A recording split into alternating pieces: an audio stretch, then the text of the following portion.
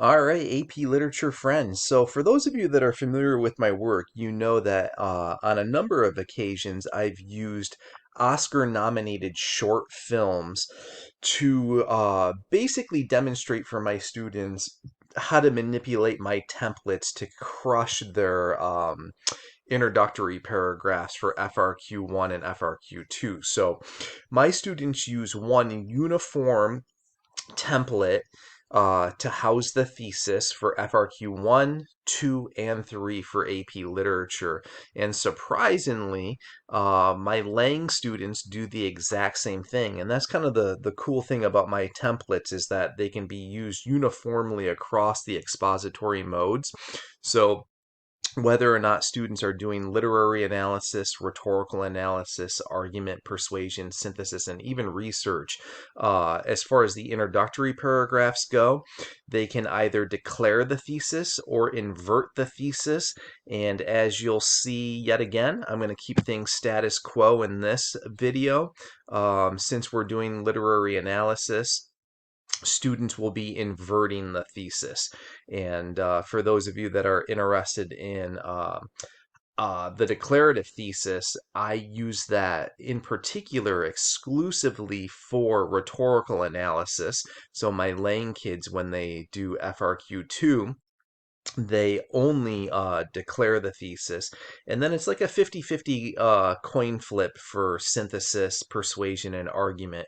It's really contingent upon the prompt. So in past videos, I've used Oscar nominated shorts like Hair Love, Post-it, Steve Cut's Happiness, and in this one I'm using a great film by Luke Angus called Wake Up Call. And for all of us teachers that have extreme burnout after last year's grueling return to the classroom, I strongly encourage that you look at this film not only for your own sanity and recentering, but it's a great conversational piece with our students in terms of what's next after school and kind of their life mission and their life purpose. So, Wake Up Call by Luke Angus. It's free on YouTube and it's only about, I think, 7 minutes long. So, let me jump right into the how to write the introductory paragraphs.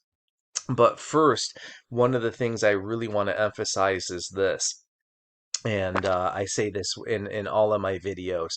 I think there's a huge fundamental difference in composition instruction between the assigning of writing and the teaching of writing.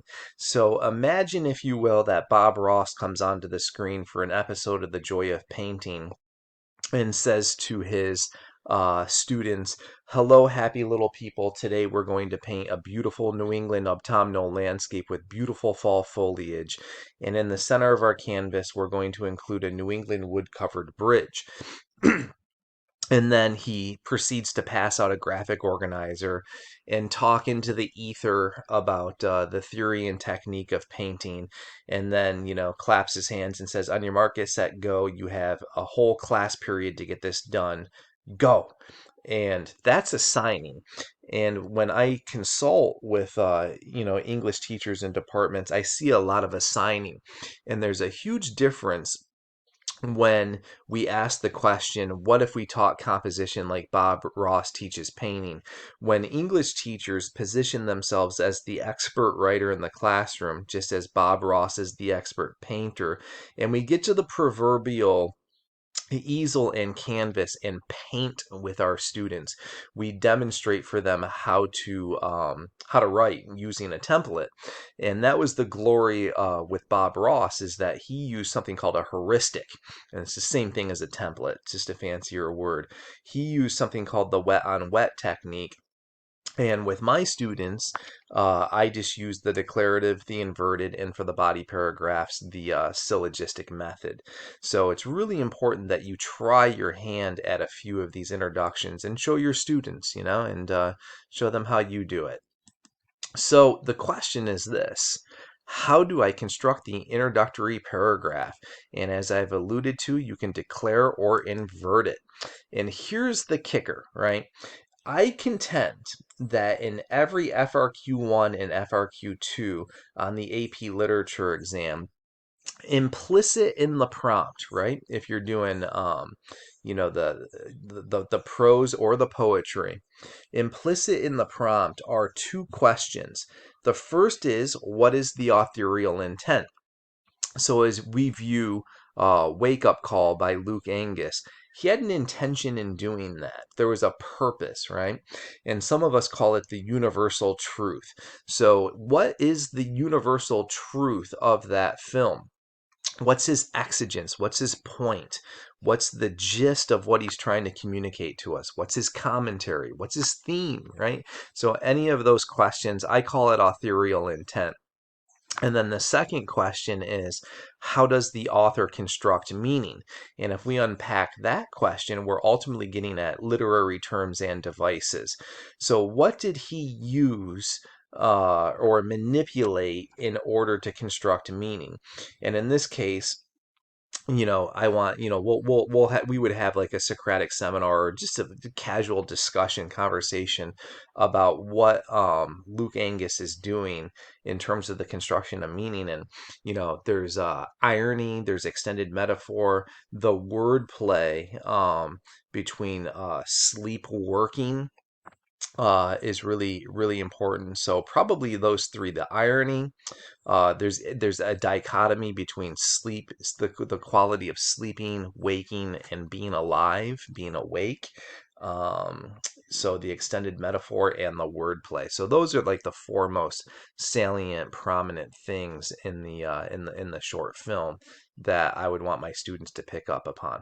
So we're going to read, like a visual text, a film, just as we would a prose passage or a poetry or a poem. So there's two ways to go about doing an introduction. The first is to declare, and I'm going to bypass this real quickly because for literary analysis, we don't declare. But in brief, for an introductory paragraph, it's always going to be 4 sentences long. And in declarative, you begin with the thesis, flesh out the context and background, delve into the tier 2 and manipulate those sentence constructs, right? So as I said earlier, typically use it for rhetorical analysis, 50-50 split for argument, persuasion, and synthesis. So given that we're doing literary analysis, let me really hone in on the inverted thesis. So in this case, you end with the thesis. So in terms of breaking this down mathematically, computatively, the first 3 sentences of the introductory paragraph are going to anchor around the question, what is the authorial intent? So it's 3 sentences that attach themselves to the universal truth. The last sentence is the thesis statement. So in inverted theses, you end with the thesis. How does the author construct meaning? And I'll model this 4 times for you. So you get into some context and background. Don't get plot summative. Don't retell the story. Don't regurgitate the story. Don't, rephrase the prompt. Just context and background. And then tier 2 level vocabulary is something I like to see in student writing. So we have to remember our audience. This is an academic task. So by tier 2, I simply mean your average run-of-the-mill SAT level words. But it's not all about the big words, right? We have to disabuse our students of the idea or the notion that using a bazillion $1,000,000 words is the equivalent of good writing. I like to see my students teeter-totter balance the colloquial, the vernacular with the tier 2. It's a very delicate balance, and in my YouTube channel, I have a lot of voice lesson activities that I do with my students to cultivate and cop that diction that gets them the pizzazz point, the wow point, the voice point. And then many of you are familiar with the idea that I espouse, an idea that Strunk and White espouse, and it's this, that there's 12 different ways to manipulate a sentence, so that there are 12 different ways to write a single sentence. And my students are pretty good at manipulating their syntax and know the parts of speech and can label their sentences. So my students can say, that's a parenthetical statement, that's an independent clause, that's an adverb clause, things of that nature. So, and again, I have videos on that. And the inverted thesis is going to be 4 sentences long, no more, no less. So let's take a look at one. So this is just a student sample. First 3 sentences get to that universal truth, the authorial intent. Last sentence, drop the terms, right?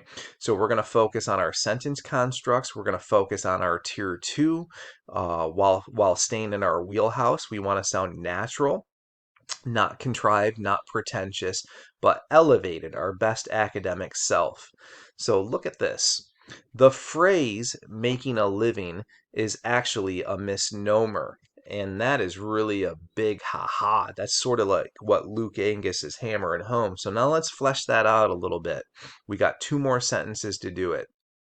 Unfortunately, for most people, their jobs lead to the death of their passions. In the pursuit of making ends meet and being a contributing member to society, one oftentimes sacrifices their better self and innate gifts. All right, we're 3 sentences in, and that's like the big aha, right? So this is cool because students need to practice correct reads. And I argue with students about that because they come to me oftentimes saying, well, if I can defend my read, I'm right. And it's like, no, Luke, he had a point, like, so if you're going to, argue that his point is you're supposed to light firecrackers off on Christmas Day and not the 4th of July, then you're wrong. That's not his point. That's not what he's, getting at. So the last sentence here, drop your lit terms and devices. Luke Angus highlights this idea in his short film through the extended metaphor and wordplay of wakefulness and sleep. So do you see there how you don't have a long litany of lit terms. Just focus on the salient ones, though, the main ones that construct the meaning, and you're good to go from there. So 3 sentences authorial intent, 1 sentence construction of meaning. Let's do it again, the exact same way. Most people do not live true to themselves and let their dreams die. And again, that's the big aha. That's the big point of Angus. In our society, especially given that money is king, our jobs dictate the course of how life unfolds. As such, the things that make us feel most alive get shelved to make room for the things that make us feel most dead. Last sentence, get into the literary stuff. Luke Angus explores the irony of this situation through the extended metaphor of sleep working. All right, let's go back to the first one. Tier 2. So this student used words like misnomer and did well using it. It's really good. Innate. So they don't overdo it. And it's got a certain, academic coffee house casualness to it, for the pizzazz, for the spunk, for the flair, right? It doesn't overdo that academic vocab. So I tell my students, in an introduction, if you're going more than, and I don't want to have it be like too paint by numbers, but sometimes students will have literally like 8 to 10 tier 2 level words in their introduction, and it's too much. It just sounds too tweed jacket, leather elbow patches, Sherlock Holmes pipe, fake British accent kind of thing in terms of the voice. And then this one here, again, in terms of the tier 2, dictate is nice. Let's see, shelved is nice. And again, don't overdo it. Stay in your wheelhouse, but it's really, really well done. And then in terms of the sentence constructs, check it out. Nothing overly fancy, but it's an avoidance of short, simple declarative sentence followed by short, simple declarative sentence. Oftentimes students only wield 2 or 3 sentence constructs of the 12. It's really important that students have a wide variety in their arsenal and be able to wield more than 2 or 3 to break that droning rhythm in their flow. So here's one more, going to be done the exact same way. This template works every single time for FRQ 1, 2, and 3. Working for the man often squelches one's innate gift and creative prowess. In our society, unless one finds a loophole, they have to sludge through the 9 to 5 routine for the better half of their lives. As a result, the things that one holds near and dear to their heart get placed on the proverbial back burner, all in the name of chasing the God Almighty dollar. So 3 sentences, authorial intent, and that was solid. That was a really good read. Last sentence, hammer home the terms and devices. Luke Angus explores this tension through the dichotomy of wakefulness and sleeping, and that was beautiful. So we have a solid foundation upon which to write the whole rest of the essay. Every single one done the exact same way. Cubicle living snuffs the divine spark of the self, right? So the big idea, the aha, the come to Jesus in that first sentence is what students need to do, the authorial intent, and then flesh it out, 2 sentences. For whatever the reason, the bulk of people do not pursue their true passion in their jobs. In fact, most people choose professions that run diametrically parallel to the things that fuel their joy and higher purpose for living. Luke Angus makes an ironic social commentary on this phenomenon in his short film through the manipulation of an extended metaphor and wordplay. Go back to the one previous. Words like squelches, innate, prowess, right? So real good vocab. Proverbial nice sentence constructs for voice, rhythm, flow, and the last one does the exact same thing. So my students do that all day long. It requires a ton of Bob Rossing for them to get this right. You need a word study academy, you need a nuance academy in your classroom, and really a lot of skill and drill. And that's something that I've been doing in my summer short course series with teachers. So we've done, the Word Study Academy where we looked at, how do you pour all of these vocab into these kids' heads, especially given that they're reading a lot less than they used to.